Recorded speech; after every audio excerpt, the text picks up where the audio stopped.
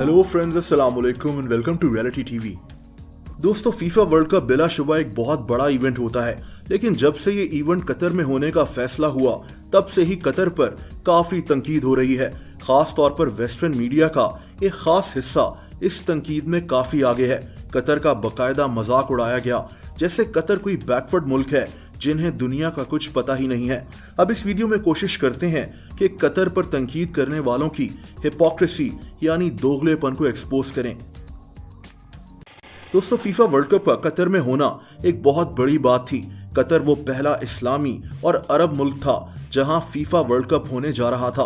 अब जाहिर सी बात है कि हर मुल्क का अपना कल्चर होता है, अपनी तहजीब होती है। कतर एक इस्लामी मुल्क है और यहाँ शराब पीना और इसकी खरीदो फरोख्त पर पाबंदी है, और इसीलिए फुटबॉल वर्ल्ड कप के दौरान कतर ने स्टेडियम्स में शराब पीने पर पाबंदी लगा दी। लेकिन ये बात कुछ लोगों को हजम नहीं हुई।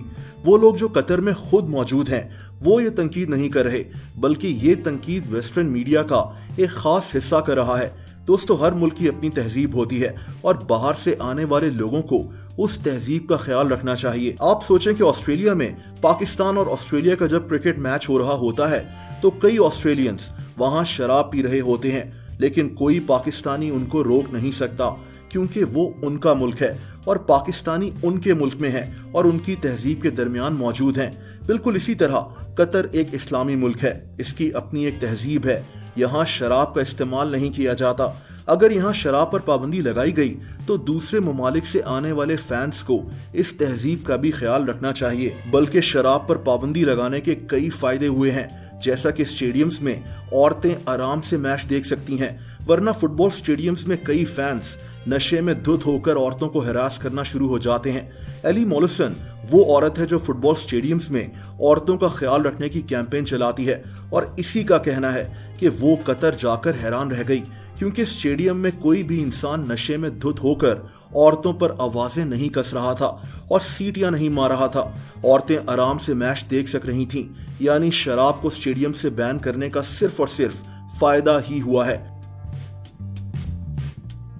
2018 में यानी इससे पहले वाला फुटबॉल वर्ल्ड कप वो रशिया में हुआ था। आपको जानकर हैरत होगी कि रशिया ने भी वर्ल्ड कप के दौरान शराब पर काफी हद तक पाबंदी लगा दी थी। यहाँ तक कि मैच से एक दिन पहले शराब खरीदने पर भी पाबंदी थी ताकि लोग नशे में धुत होकर कोई मसला ना खड़ा करें। उस वक्त तो रशिया पर कोई तंकीद नहीं हुई, लेकिन यही पाबंदी जब कतर ने लगाई तो कतर के खिलाफ एक सोची समझी कैंपेन चलाई गई। दोस्तों, एक और तंकीद ये हुई कि कतर में ह्यूमन राइट्स को लेकर बहुत इश्यूज हैं और इसीलिए कतर में फुटबॉल वर्ल्ड कप नहीं होना चाहिए। ये बात जर्मनी की इंटीरियर मिनिस्टर यानी वजीर दाखिला नैन्सी फेजर ने कही थी। अब आप इनका दोगलापन देखें कि सिर्फ 6 दिन पहले जर्मनी ने कतर के साथ 15 साल की एक डील साइन की है जिसमें कतर जर्मनी को गैस 15 साल तक फराहम करेगा। ये डील साइन करते हुए जर्मनी को कतर के ह्यूमन राइट्स इश्यूज क्यों नजर नहीं आए? और फिर मीडिया एक खास किस्म का नैरेटिव बनाकर लोगों के जहन में भी डाल देता है। इस रिपोर्टर को देखें, ये DW न्यूज का रिपोर्टर है। इसने अपनी रिपोर्ट में बताया कि कतर में इसने एक आदमी से LGBT कम्युनिटी के हवाले से सवाल किया, यानी सेम सेक्स मैरिज के हवाले से, और वो आदमी गुस्से में आ गया। इंटरव्यू करने वाला बताना चाह रहा था कि कतर में लोगों में बर्दाश्त कितनी कम है। अब दोस्तों, किसी भी सवाल का जवाब गुस्से से नहीं देना चाहिए, लेकिन इंटरव्यू लेने वाले ने अपनी पूरी रिपोर्ट में सिर्फ यही एक बंदा और इसको सपोर्ट करने वाले लोग क्यों दिखाए? जाहिर सी बात है कि इसने कई लोगों से इंटरव्यूज लिए होंगे। ये एक आदमी गुस्से में आ गया होगा, दूसरे लोग भी इसकी सपोर्ट में आ गए और इंटरव्यू करने वाले को कंटेंट मिल गया। इसने इसी आदमी का इंटरव्यू लोगों को दिखा दिया ताकि लोगों के जहनों में डाला जाए कि कतर में लोगों में बर्दाश्त है ही नहीं। इसी तरह से मीडिया हमारे जहनों के साथ खेलता है। दोस्तों, कई लोगों को रियलाइज करने की जरूरत है कि दुनिया का मतलब सिर्फ उनका मुल्क नहीं है। जरूरी नहीं है कि जैसा कल्चर उनके मुल्क में मौजूद हो वही कल्चर और वैल्यूज दुनिया के हर कोने में भी हों।